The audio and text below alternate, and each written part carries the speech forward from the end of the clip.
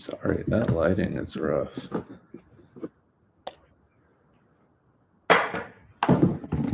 Let's see about making this. That's horrible. Damn. Need some light to read by, though. Okay, I guess that's a little better. Sorry, everybody. I'm trying new things by moving this to the living room to give you all a variety of backgrounds.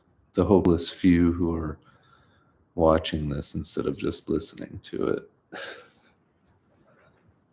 I've said it time and again. These are only YouTube videos because it's a convenient medium. And the sound's pretty good. So yeah, just put this on, listen to it. You don't need to look at it, really. There's nothing to see, except periodically I show cool things, which I will show you tonight for sure. Because tonight, I should preface this by saying I ended the year reading the long Christine Schutt story, See Amid the Winter's Snow. And I'm going to begin the year by reading 3 stories from her first story collection, Nightwork. This is Nightwork. This was published by Knopf, I think in 1996. Yeah. I don't know, guess didn't do too well. It was eventually republished in paperback by Dalkey Archive Press. I just want to show off. So this is the Schutt stack.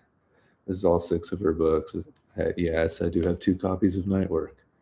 What's up, Quentin? Yeah. Just to emphasize my craziness, and I'll show you why in a minute. I got 2 Nightworks. I got the story collection, Day and Night, Another Day, Summer, All Souls, her second novel. Sorry, I forgot to say her first novel, Florida. And then Prosperous Friends, third novel, and third story collection, Pure Hollywood. Now, the reason why I have 2 Nightworks is because not only is this one signed and dated, which is pretty cool, always, but it includes a little note to the person who, the original owner, on Christine Schutt's letterhead. Stationery. Crazy. Yeah, I also have 2 Floridas. One of them is on the shelf behind there in the living room, and the other one, I have a second Florida because, lo and behold, also signed and dated and inscribed. Not to me, but I don't care. They're signed Christine Schutt's. I got them for not an arm and a leg, and I am very, very happy. Her other books are magnificent as well. I read from this one last time. It's terrible. I'm sorry, in the protective sleeve, but that's her second collection, A Day and Night, Another Day, Summer. All Souls, her second novel, which is her funniest one for sure. Prosperous Friends, third novel, also pretty funny, terribly depressing novel about a bad marriage. And Pure Hollywood, third story collection, highly underrated on Goodreads, appallingly underrated. I think it's still averaging under a 3. I don't know what happened there because it's a great collection. I reread it last year. I go back to it a lot. It has some of my favorites. But the reason why we're beginning 2012 with Christine Schutt again is not just because I'm obsessive about her work. She is, on most days, probably my favorite American living story writer. But Malcolm over on Instagram, I forget his handle now. I should have written this down in advance. Hopefully he'll pop up here in the chat or something. He's super nice guy, Malcolm Lowe. He saw one of my things. He seeked out. There's a Kindle edition of Nightwork. The paperback and the hardcover are out of print, but there's a Kindle, and he got it, and he's really been enjoying it. And I know he watches these, so I was like, man, if you want to hear me read from Nightwork at all. That's it, Quentin. I'm almost positive that's his handle, Malcolm Jason Lowe. Yeah, look him up. If he's a great guy. But yeah, this thing accomplished, one of my goals, which is getting people to check out these authors. And he checked out Christine Schutt and really liked it. And I said, yeah, if you want me to read anything in particular, like I'm always up to read more Schutt on Instagram. You don't gotta twist my arm to read more Schutt on Instagram. There he is, Malcolm. So he gave me some that he wouldn't mind hearing, and I'm going to oblige because they're some of my favorites too. I love this collection with all my heart. Even if that sounds corny, and even if, as you will soon find, the stories are quite disturbing and not particularly happy. But I don't need things to be particularly happy. I need the writing to sing, and Christine Schutt's writing sings at the top of its lungs, sentence to sentence, the whole time. It's just gorgeous. Even when it's depicting despicable acts or just horrible things. This is my wife's Golden Girls mug, by the way. I love this fucking mug so much. I end up using it probably just as often as she does.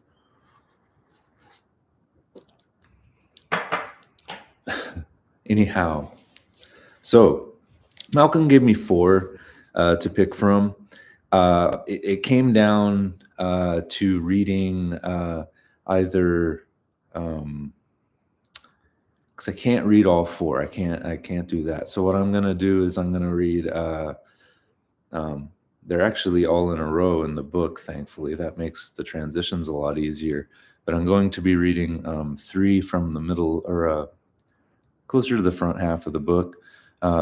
What have you been doing? Good night, sweetheart, and religion. And I'm not particularly a like philosophically a trigger warnings type guy, but I also believe in being kind to people and not subjecting them to things they don't want to engage in. And there's some themes here that could be significantly troubling to some people, depending on factors. Let's see. What have you been doing? Has incest. Good night, sweetheart has.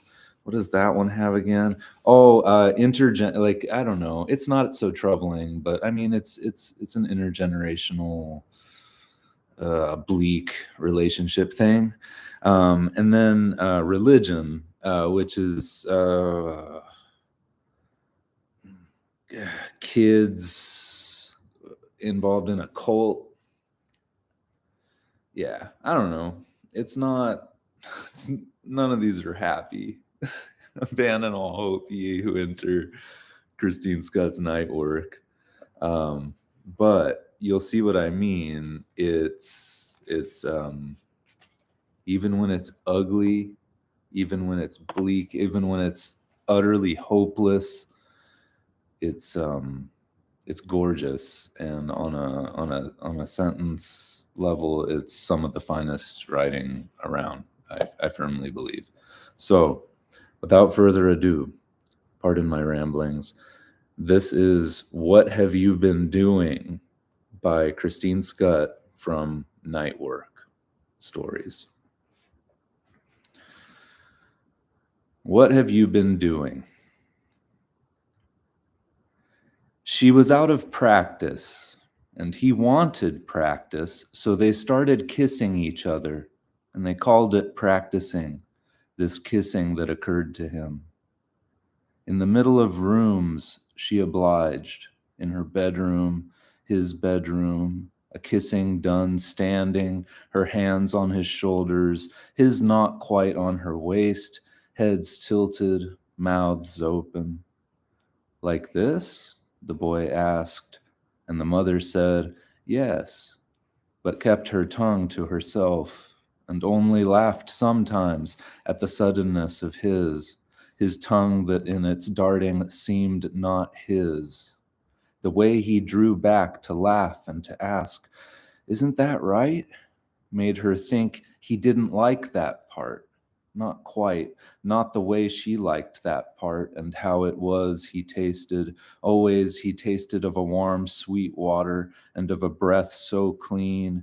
She wondered how she must have tasted, so that she shut her mouth to him and steered him by the shoulders to his desk or to his bed and said, okay, you know now. She said, someday you will make a girl happy. And her saying so made the boy smile, for this was something the boy wanted to do. He was in training, she knew, in readiness for making a girl happy. He said, I am going to have a maid when I grow up. They were in the kitchen then, the boy and the mother rinsing dishes. Lucky you, she said, and they went on washing dishes. I am going to have 3 houses, the boy said. This was later, another time. I don't know where, the boy said, but the places will be important. The mother was approving and asked what she always asked. May I visit? If Dad is not there, the boy answered, and later, another time, for these ideas she found came to him as suddenly as kissing. He said, I will have houses for you next to all of my houses. Sometimes the boy thought of dancing. He put on his music and called out to the mother, come dance. And she went to the boy because she knew the music. She told him so. This was our music, the mother said, before you were born. She taught the boy how to stroll and cakewalk and guide a girl under the arch of his arm. She told him, the girls love boys who love to dance, and the girls love boys who ask. When she told the boy these things, she put her arms around his neck and swayed, pulling on his slow, sleepy body, his big feet hardly moving, his hands at his sides, his boneless, dimpled child hands cupped and open and cool to her touch. She pressed to find his knuckles, to measure, by feeling the length of his fingers, which, she believed, was a measure of the man to be, or was it feet? She could never remember, but his fingers were short and his thumbnail, when she looked, was rucked and milky. Bad boy, she said, and she put his thumb in her mouth and tongued the whorled thumb pad. Okay, the boy said, I get the idea. And he pulled away from her embrace and started his own dance, a made-up dance, hop-skipping to his room. I want to play now, the boy called. And can you get me something to eat? She was in the bathroom, and he was at the door. Mornings, evenings. Do you mind? She answered. Are you deaf? She asked, pressing a wet washcloth over her breasts and turning away from the cold huff of air and the doors opening. Just checking, the boy said, and the mother smiled when she shouted, I have no privacy here. Room to room, stacked straight, tight, divisions so thin she could hear the boy at night butting against the wall between her bedroom and his. She thought of horses knocking in their stalls and wondered, was it the boy's foot or thrown out arm? And would he, in some half sleep, come to her, shuffling on his big feet, saying, I brought my own pillow. She was always awake when he came to her and remembering what not to forget, so that to have this boy next to her, the sidelong press of him on his back, arms crossed over his chest, a sealed package to poke and wonder at, was a way of remembering. And she thought, this cannot be bad. And she sometimes spent the night with him. You didn't move, was what the boy said, finding his mother when he did not expect to find her, in the morning, still beside him, but in his own bed, and explaining, "You take up all the room," or saying, "Here is room," and smoothing the blanket, or wow, and smoothing the place beside her. Sorry. Awake like this and in bed together, there was often nothing left to say, and so they kissed. They kissed as boys and mothers kiss. She, dry smacking everywhere fast, cheek, nose, chin, neck. And he, giddy in the heat of her kissing, kissing back slow and wet and opening his shirt to let her scratch. "Here," he said, and "here," pointing to low places, prickling at her touch, pointing lower. "You," the mother said, and roused herself from his bed. "You must be hungry," she said. In this way, the day began, or else happened he was gone, and she was in his bed. Because the light was better, she said, and the pillows, plumped so near the window, stayed cool. And if the phone rang, very early, as it did when he was gone, she was nearer to it, ready to answer in a wide-awake voice, knowing even before he spoke, it was the boy calling. He was as suddenly moved to call her as he was to kiss her, and with nothing more on his mind than, "What have you been doing? What are you doing now?" "Braiding corn tassels," the mother said, "gouging eyes in the potatoes." The boy, at home again, said, "I am going to have lots of children." The boy said, "I will never get divorced." The boy was locking himself in the bathroom then. He was saying, "I want privacy." He was saying, "Look at me," goose stepping toward the mother, naked as the day he was born, and asking, "Who am I?" The boy's game. "Who am I now?" "A soldier," the mother said. "A bad man," the mother said. But she could never guess him right. The boy changed even as the mother answered, coming at her in some goofy bump and grind. She looked, and then she did not look, and swiped at his soft belly, and swiped again to keep him back, and when he kept on jiggling toward her, she took hold of his shoulders until he stood still and away from her, but not so far she could not touch him. She pressed her thumbs against his pink, squint-eyed nipples, and the boy said, "You are my mother." The mother said, "So?" "One kiss."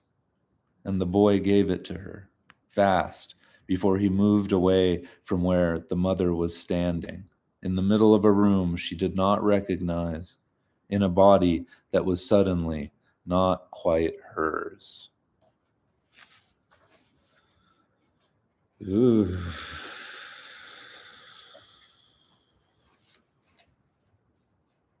That was What Have You Been Doing by Christine Schutt. Yeah. There's no booze in here, I promise you. I'm glad to hear it, Gwen. Yeah, man, that's one I can say that with probably most of these stories. I think I really enjoyed it. The first time I read these, that was my reaction to most of them. I was like, ooh. I'd sit there afterward and be like, I don't know, kind of like prickly and like kind of grossed out and like a little troubled and be like, no. Like I couldn't stop thinking about the vast majority of the stories in this book. And I was like, I think I really enjoyed that. And then I had to start thinking about why exactly, like just beyond, like, I mean, the prose, it's apparent, like the prose is just so elegant, but I don't know, man. Like I'm always, yeah, Nightwork is her darkest stuff. It's the stuff that like makes me shiver hardest. That's not to say there aren't stories like that in her later works, because there certainly are. But Nightwork is like the most disturbing and transgressive on like a surface level of all of her stuff, probably. Yeah, tongue to the world, thumb pad. Yeah, dude, that's the thing. And when you just, and I've heard interviews with her, and she says sound is really important to her, and she does read it aloud. And a lot of the revisions she makes, she's revising for sound, and I think that really shows across all of her work. There's just like a tremendous attention to the music of the prose. It's just, I mean, it's its most defining quality for sure. The subject matter varies pretty widely. She does, I mean, you know, you got the disturbing onslaught of Nightwork, but then that's followed up by like a really quiet and sad and beautiful kind of coming of age story in Florida. And then there's a lot of darkness in her second story collection. I'm not going to say there isn't. It's still very apparent, but somehow the prose is even more refined by that point. And then she follows that with All Souls, which sounds like it's going to be a really depressing book because it involves a girl with cancer, a little girl, and like, but really, that's not foregrounded, really. It's more just kind of like a bunch of characters in and around this all girls school in New York City, and it's really funny and charming. And then Prosperous Friends is about a failing, bitter, horrible marriage, and it's dark, but it's really funny too. I mean, it's got a lot of dark humor about it. And then Pure Hollywood.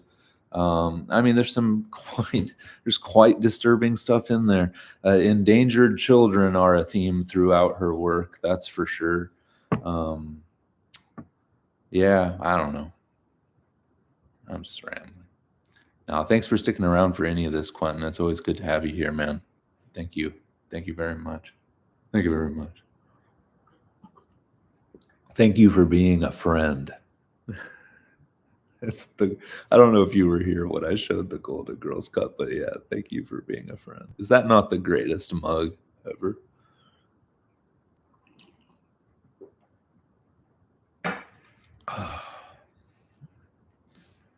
It's Erica's mug, Malcolm. Of course it's Erica's mug.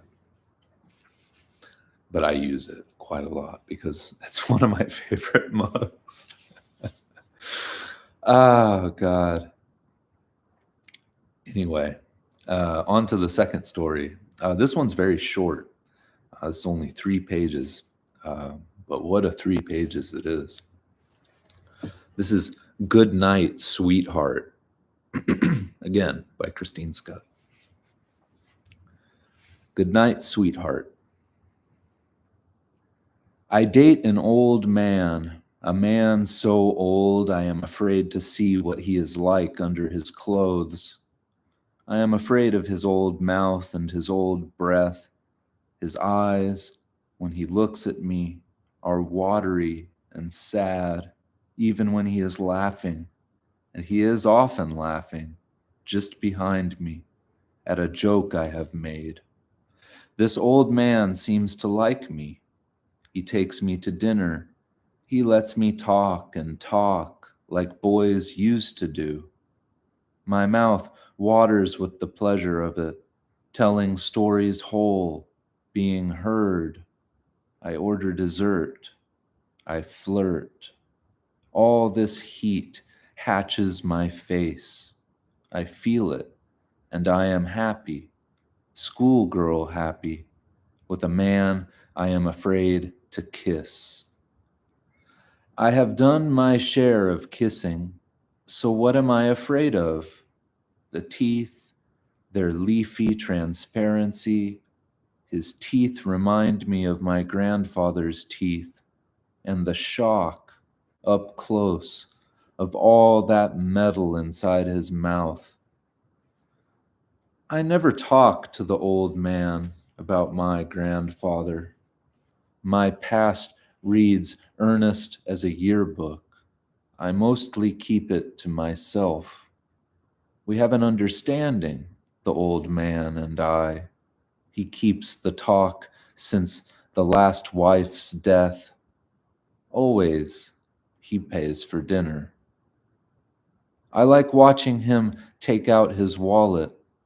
He seems very shrewd to me when he takes out his wallet on his own, no need of me. I can get excited, I admit it. He looks good to me then. His brick red neck, his grizzle, a kind of overgrown look he has. Hair in the ears and growing over even the knuckles. I am attracted to this about him, and especially to his knuckles, his hands. His hands are brown and easeful. I want to touch them. So why is it, when he touches me, I flinch? I worry when the meal is over. I worry about the walk home. What does he expect? His face blurs and tires. There is no sign of wanting, none that I can read. Used to be the body knew. The body made the decisions. I could smell it, all that want, and I knew what to do. The awkwardnesses, putting on a coat, taking up my purse, were only felt as tweaks on the way to the next event. The point was to leave, never as it is now, to wait, to consider. The point was move fast, get home, get anywhere. Outdoors, indoors, rooms, all rooms, once even on a porch to a house I was helping christen.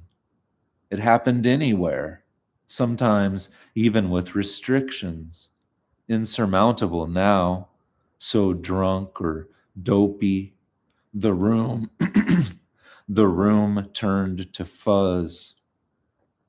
I had sex when I was tripping, when I was sick with the flu, and often in the middle of my bleeding with so much coming out of me, I should have been embarrassed, not as I was, indifferent to precautions and towels, staining the bed, me, him, seeing his mouth red.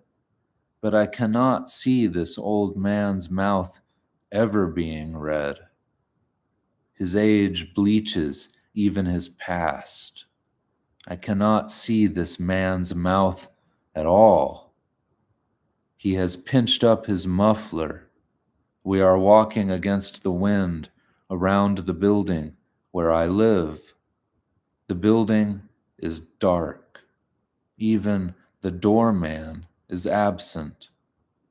No one is waiting up for me.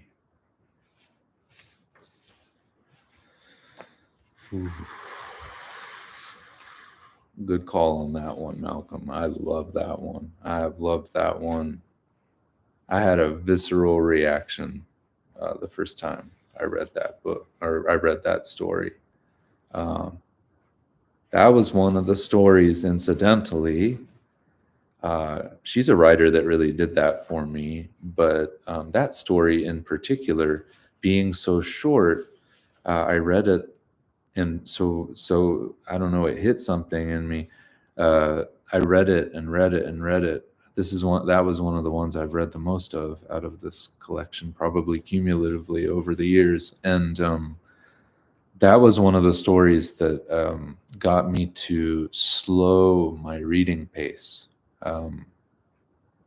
Not just when I'm reading it to myself quietly in my head, but aloud too, because it's short, it's real short. So, like most readers, you probably tempted to just kind of get through it, A to B, but A to B as quick as possible.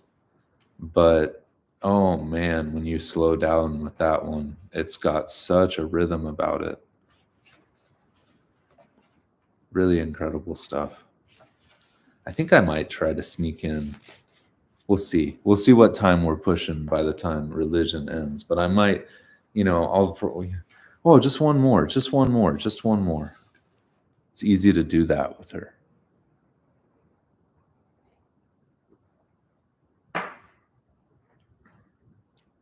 Uh, Thank you, Malcolm. Yeah, I have to remind myself to slow down. It's an ongoing challenge. I'm not gonna say I'm a fast reader. I was never naturally a fast reader. I feel, in fact, like I've always been a slower reader than a lot of the friends I've had that are big readers. Um, However, it turns out that even when I think I'm slowing down, or even as slow as I think I am, I'm often going too fast, and I'm missing a lot of the nuances within the prose, not on like a plot level necessarily, but just on like a there's just so much poetry and so much of what we read that probably goes unnoticed a lot of the time because of our natural tendency to get from A to B as quickly as possible. That's the human impulse. I mean, we can't be blamed for that. Plus there's other books we want to read. But yeah, the older I get, not that I'm like some ancient um I don't know, person. I'm only 36. But oh my God, like, yeah, I've always felt I read like slower or at a moderate pace. But man, the pace I was reading at 20 versus the pace I'm reading at now, sorry about it. There's a reason I only read 26 whole books last year. I mean, some of them were bigger books, but that seems to be that it's like stepping down. That's all. Um, I'm sure that's not unique, but I don't know. I know. Then I know other guys that are older than me that read like just outrageous quantities of books, and they can process them and like remember them and talk to you about them afterward in a meaningful way. I can't do that. I'm not a critic, and I'm not the best analyzer, of these things. That's why I have to read things over and over and over and over again.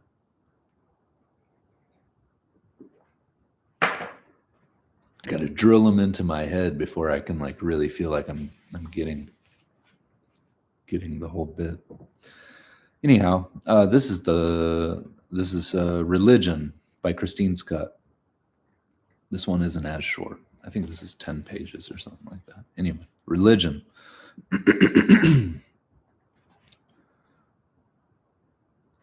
We woke in the parked car, aslant in the field Corey's grandma had found for us to sleep in, turned earth in front of us, almost houses behind, frames and unpoured sidewalks, abandoned machines and wheelbarrows left anywhere in the thin light that was the afternoon light we knew for spring in the county. We had lived through these long, wrong seasons before. We knew this cold, how even the fruit trees went on pouting, unwilling as girls to unfurl their crimped leaves, show their blossoms.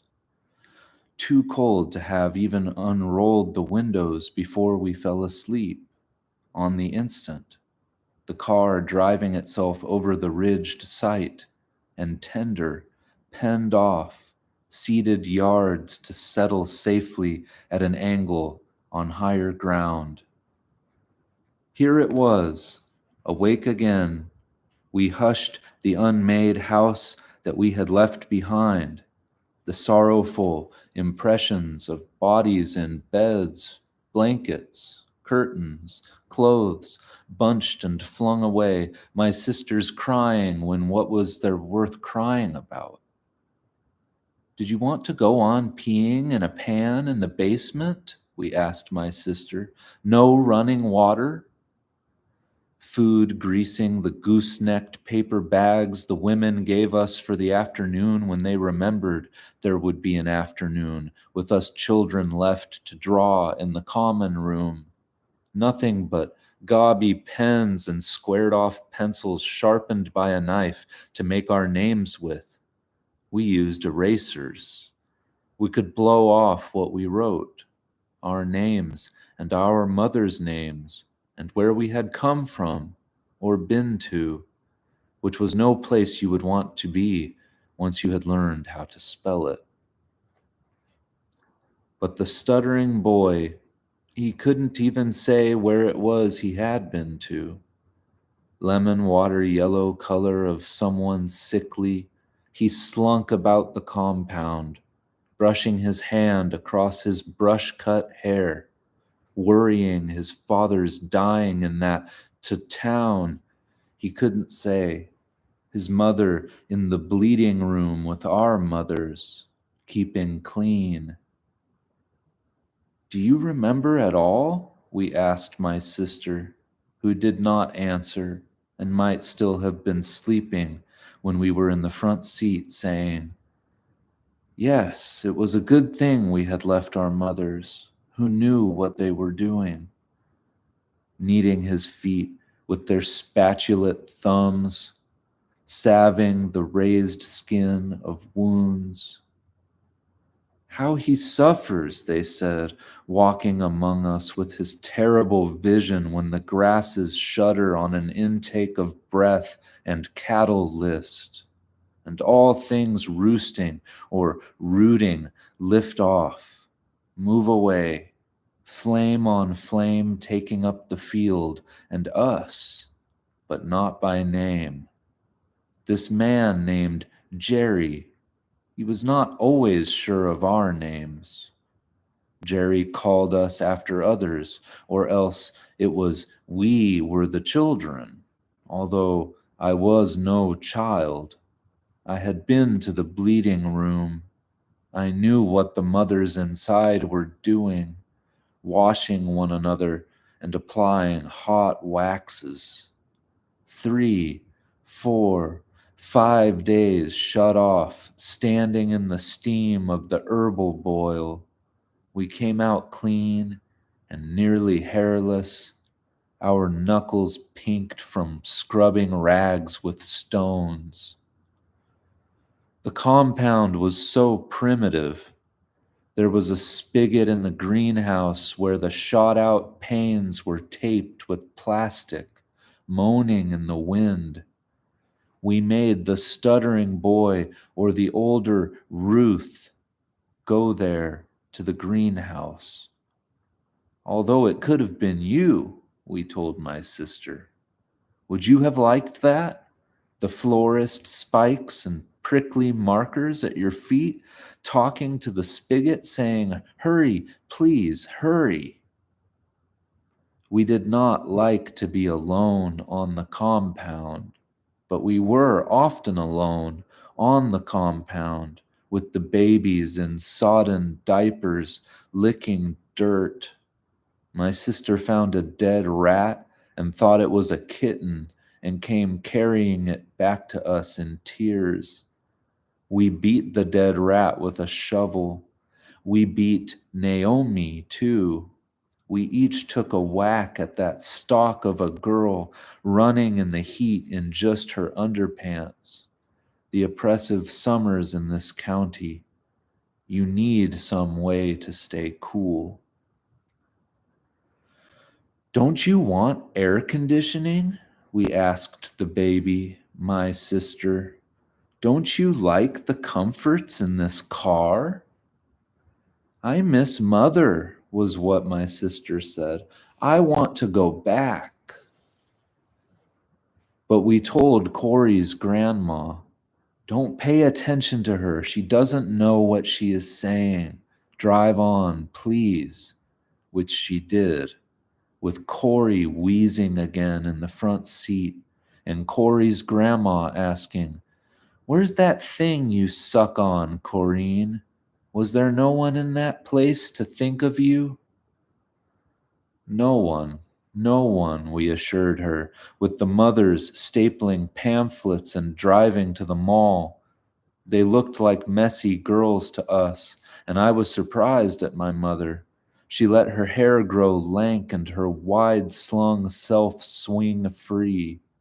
She jostled underneath her clothes when she walked, hoisting herself into the cab of the truck, never turning as some others turned to wave goodbye. Is that your idea of loving? I asked the sniveler, the baby, my sister. The mission was stupid, was what the stuttering boy always said, worrying his real father was already dead in his bed up north where the stuttering boy had seen him. The stuttering boy had said his goodbyes before his mother put herself and him in that same truck as ours, had boarded and ridden to the compound, ridden to the mall, ridden to the old towns strung with bunting on the holidays. Yeah, and then take a sip there, sorry.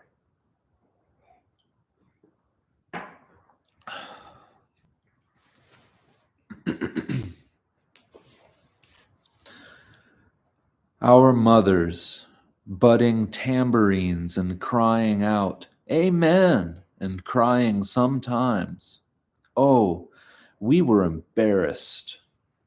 Weren't you embarrassed? We asked my sister, which was a feeling she didn't understand, I think, wearing her mopey face, saying, I liked dancing with Mother. We put cracks in the ceiling from our dancing. Mother showed me the damage, my sister said, and she was crying again.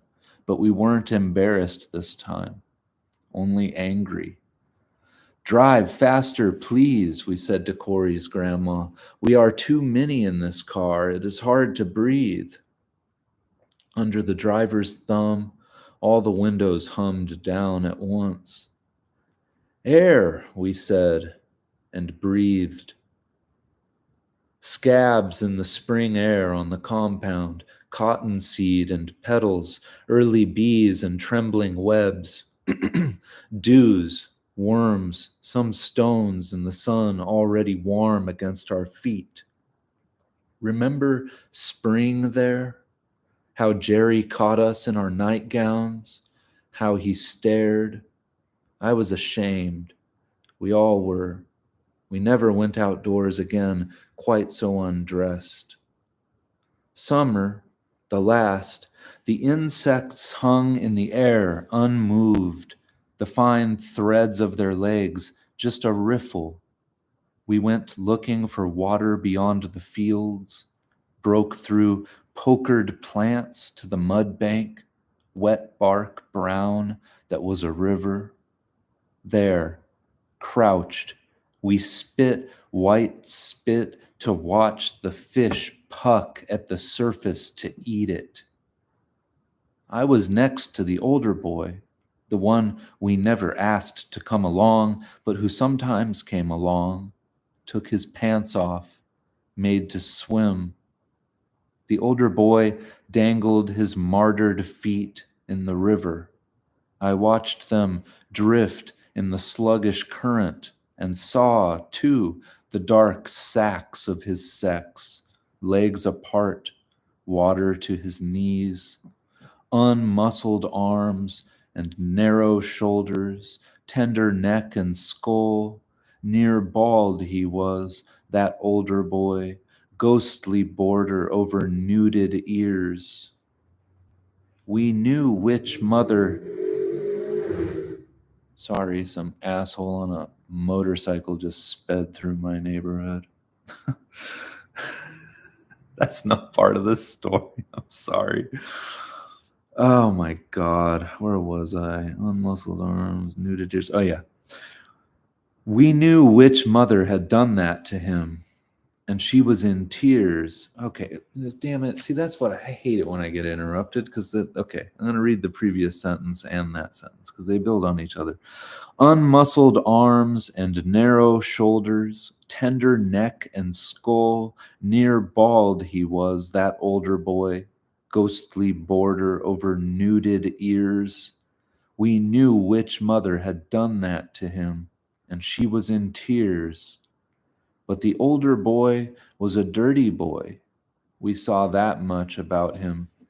Chewed up lips and blood stars on his cheeks from scratching. The older boy was angry.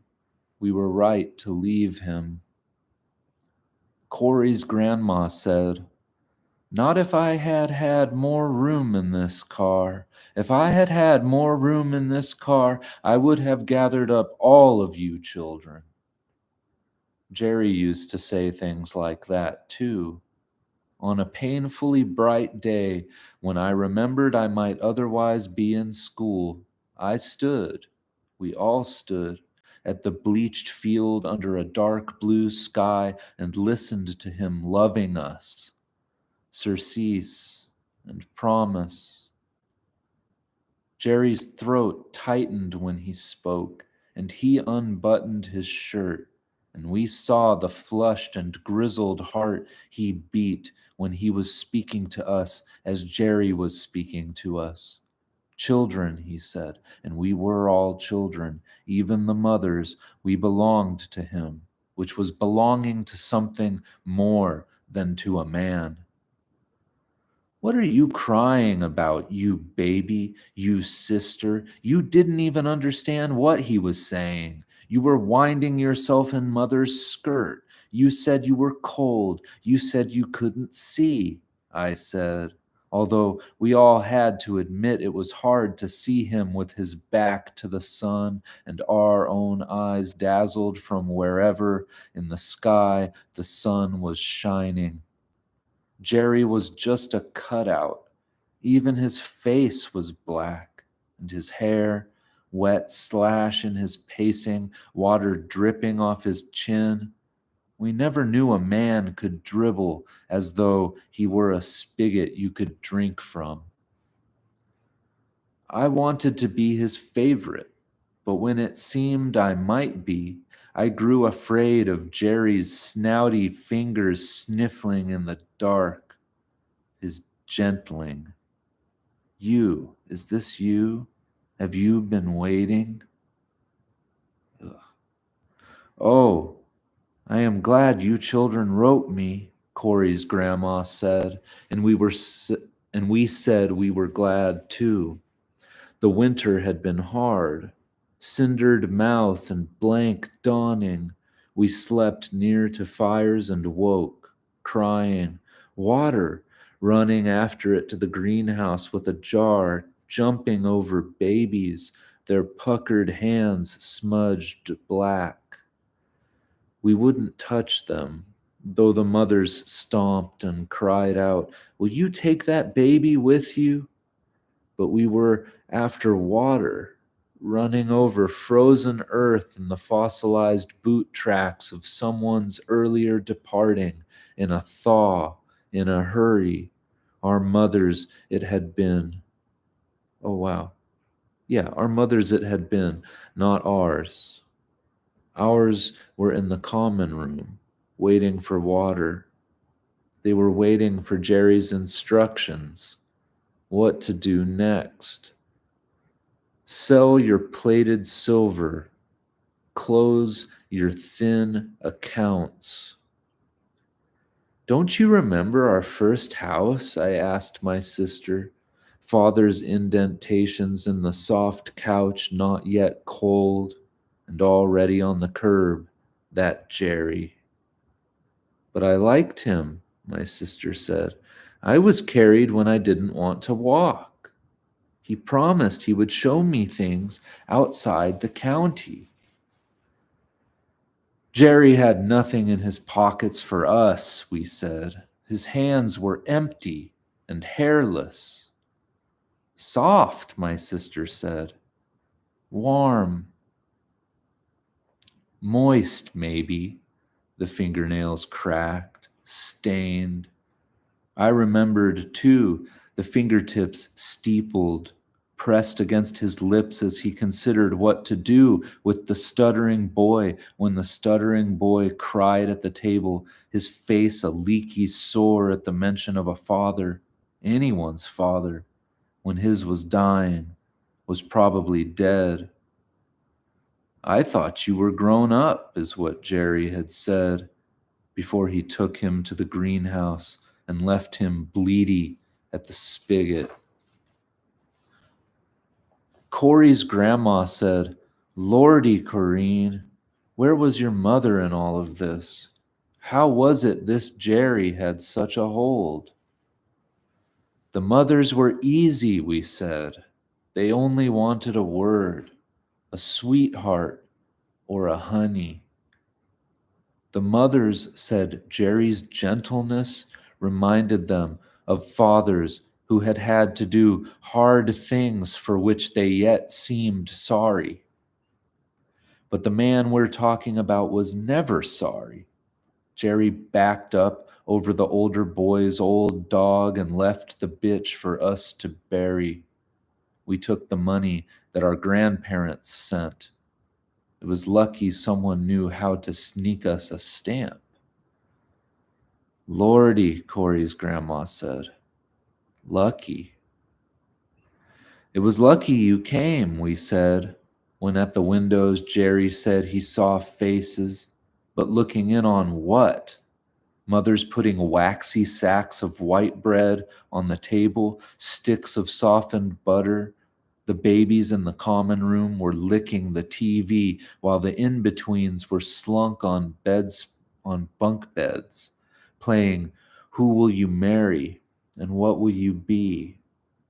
Not a lot to look in on, although we hoped someone was looking in on the stuttering boy with his mouth taped shut so that his sound was all blurred howling, and that to rouse his mother from what the man had done to her when she had said, "But Jerry, the boy only wants to see his father before the man is dead." We said to Corey's grandma, "We knew our letter to you could mean trouble, and we kept some children out of it. We didn't want anyone hurt." "Do you understand?" we asked my sister. "We made some sacrifices. Not everyone is here, you'll notice. Some are missing. Some are in the greenhouse still, ripping sheets to strips to stuff the holes with. Stop the moaning. The piss pot in the basement, the slops beneath the sink. Some child is there, too, cleaning and sweeping the way he had us do to cover the boot tracks and clean the greenhouse of the flowers stood on end, their ganglia of dark roots wire stiff, their leaves dissolving. "Have you forgotten," we asked my sister, "those others we left to their suffering? The stuttering boy and his bleeding tongue, Naomi with her bruises, were only some of what we left behind. There were babies and crawlers, children after mothers, mothers far away if it is mall day. Remember? Remember them?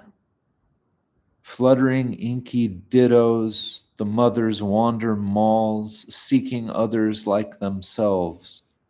What is it that brought us here, they may wonder, but the vacant face in the darkened window, the one we saw in passing and had to claim as ours? "Those mothers sound drugged," Corey's grandma said. "Sometimes, yes, they moved that way. In the river, after standing an eternity cut off at the ankles, they walked, dared to walk, along the shallow stony bottom, moving as mystics move with feet turned out over nails or coals. When pierced by some sharpness or benumbed by the cold, the mothers kneeled into the water and swam out. White necks and weedy hair on these mothers who squealed in the open air, sharing worn soaps and saying, 'Doesn't this feel good after such a winter?' Stop crying," I said to my sister. "You and your tears, you sticky baby, you aren't the only one who misses mother." "Of course," said Corey's grandma. "But see here," and she pointed to the streaked trees outside the car windows. "Look, children, what we are coming to." Tasseled shrubbery and ragged bibs of lawn, snow shovels on front porches, narrowing blocks, less green and higher buildings, chips of colored light blinking on for evening, and us driving into it.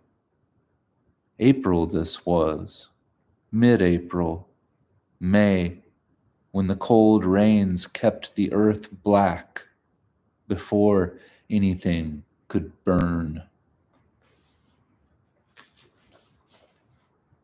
Damn. Damn, damn, damn.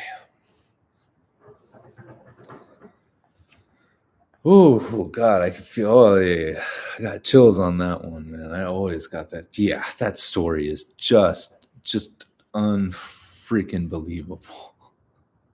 Unbelievable. Unbelievable. Every single time. I have never read that story a single time and not gotten chills. And I have read that story, I don't know. I stopped counting. I stopped counting. I've read the whole collection 6 times or something now, all the way through, like sat down and read it all the way through. And then, but like I pick it up just all the time when I need it. I don't know. That one is worth the price of admission alone. Yeah, it's just so much packed in there. Oh, God, that's just gut wrenching. But again, horrible, horrible happenings. So beautifully told. It's so odd.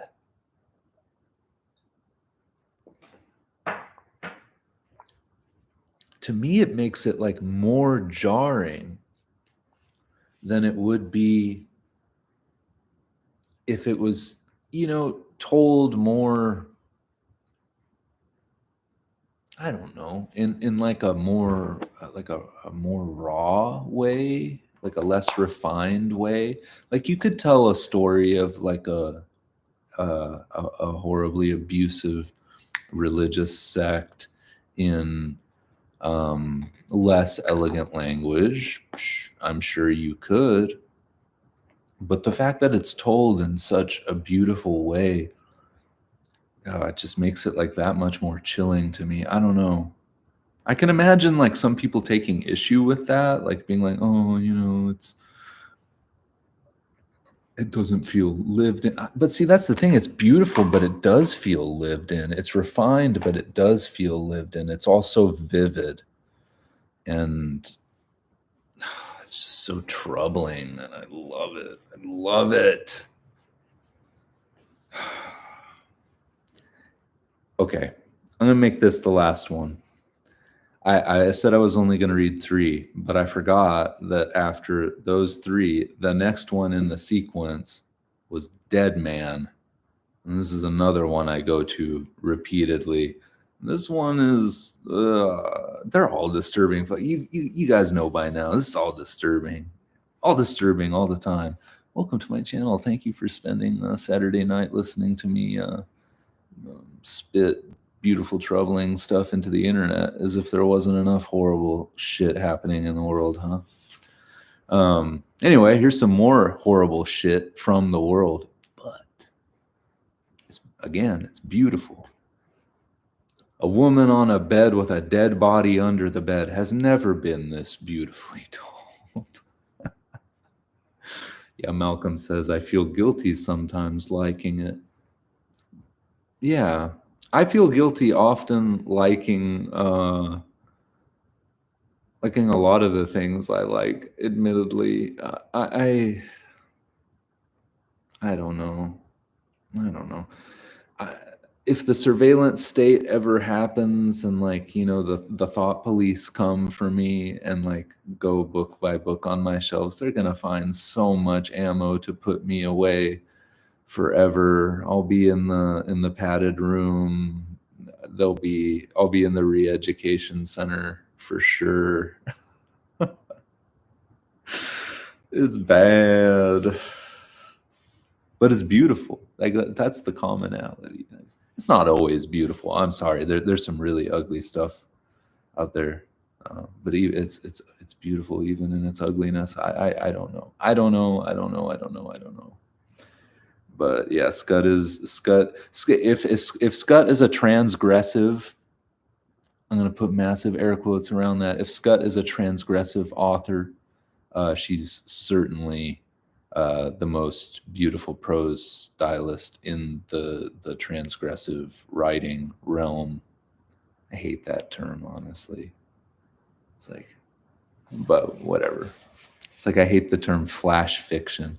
It's a short story. A short story is a short story. It doesn't matter if it's 1 page or 10 pages or 50 pages. It's a short story. A novella, okay, yeah, that's a little longer. It's a short novel, whatever the hell you want to call it. But I hate that phrase flash fiction. It's very reductive. Sorry. That's the only rant I'm going to go on tonight. It's been a while since I had a good rant. Anyway, thank you all for being here. I really appreciate it. Malcolm, thank you for prompting me to read more Schutt on here. It's always a pleasure. But this one, I'm going to cap it off with Dead Man. I didn't trigger warning this up front because I didn't know I was going to read it. But yes, this story seems to involve a woman in a room in bed with a man, and there's another man underneath her bed who is dead. Happy thoughts. Dead Man by Christine Schutt. There is a man on top of her, up on the top of the bed, and there is a man under her, down under the bed, but the man down there is dead. Some years dead, and still in the phone book. The dead man under the bed is wrapped in canvas, skull-colored, brown and freckled, though he is not changed, this same long man, caved-in chest, enormous shoes. She will not polish them, and wonders, can the man on top of her, up on the top of the bed, see the dead man's shoes? And if he can see them, if the man on top of her, she has no name for him, can see any part of the dead man peeking through, will he stop doing what he is doing to her? Because she likes what he is doing, the man on top of her. Call him lover. He is so new to her and taken up in such a hurry. She does not know his name yet. She likes the way his hands move over her, curious and knowing that here is a spot and here. Yes, she says, and no one has been right here for a while, so this feels very good, this hand between her legs. Forget the dead man. The lover is good, shucking the split part of her, using his thumb. His hands are cupped for this work. The ready ends of his licked fingers worry deep. The dead man's fingers are dry. The dead man is a dunce, waiting and sullen. She has to do it for him, the dead man, but not for the lover. The lover's mouth glistens when he asks, "Can I look?" And he looks at how she is before he puts his lips to her again. He uses his teeth, and when he looks up at her from between her legs, she sees his lips are swollen. What a wonder. And she likes him here on the bed, this lover, but his feet are over the side of the bed, and she thinks he might inch off the bed to do other things to her on his knees. He might even now be moving nearer to the dead man and the dead man's things under the bed. Oh, she says, thinking of those things the lover might dig out, used, dull objects belonging to the dead man, when what she wants to want is what the lover has, which is only himself and the way he is coaxing her with his tongue. Before the dead man, she had slept by herself with her hands to herself like a poultice. Easy to play nasty then, with the dead man not quite dead, but ashing ash on his bare chest and picking at his teeth with any envelope. Windowed bills and notices, heavy paper, ominous address, a letter from her mother asking, "Will you tell me, please, what are you doing with this man?" Printed invitations or credit cards. The dead man made a blade of anything, and she never said, "Don't do that. That is not very nice, not very polite." She watched. She watched the dead man clip his nails into last night's coffee and found bleedy streaks on his pillow. But not now. No streaks on the pillow she uses with the lover. "Here," says the lover, and under her back he stuffs the pillow, which is clean, no sign of the dead man. "Here," he says, and uses his fingers. Even to be grazed here by the lover asking, "Yes," and she saying, "Yes," is exciting. Does he know that?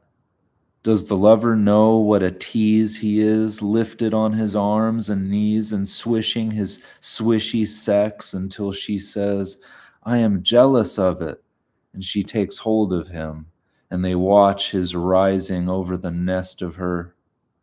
With the dead man, there is no looking. "Yes," she says, turning over, tucking under the dead man's pillow and never telling about the dead man, and how it is to wag him feet first out from under the bed, thumping the pillow at his back, and then unpacking him, pulling away the canvas, pretending.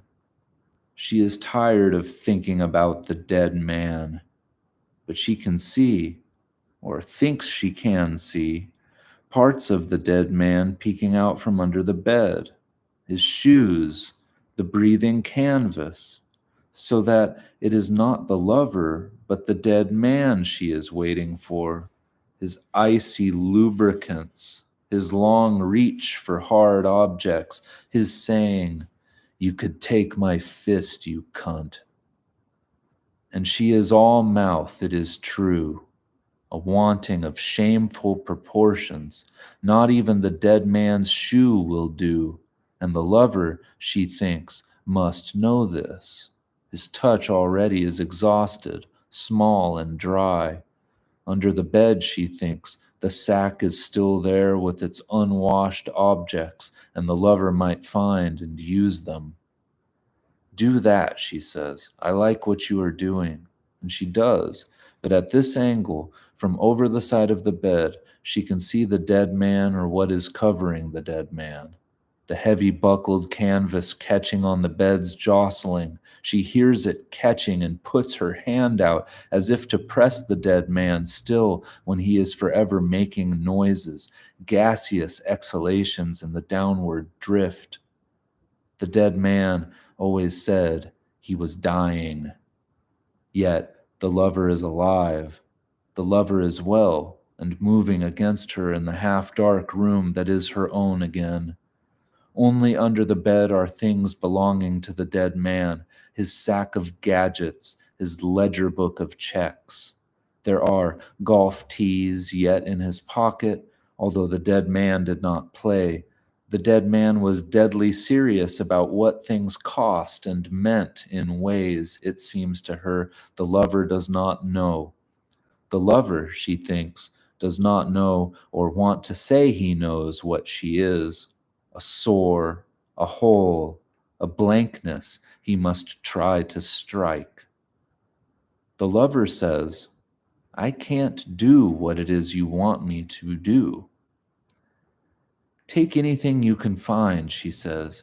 "Anything off the table," she says, thinking of the tissue box with boxy edges. Something not so soft as this lover is soft. And she wonders, should she tell him? She wants to tell him about the dead man.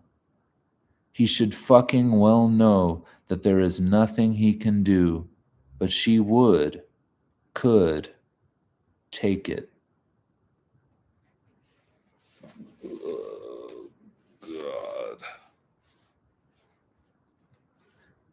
This next one's called Day Work. I'm kidding. I gotta end it there. Well, that was a disturbing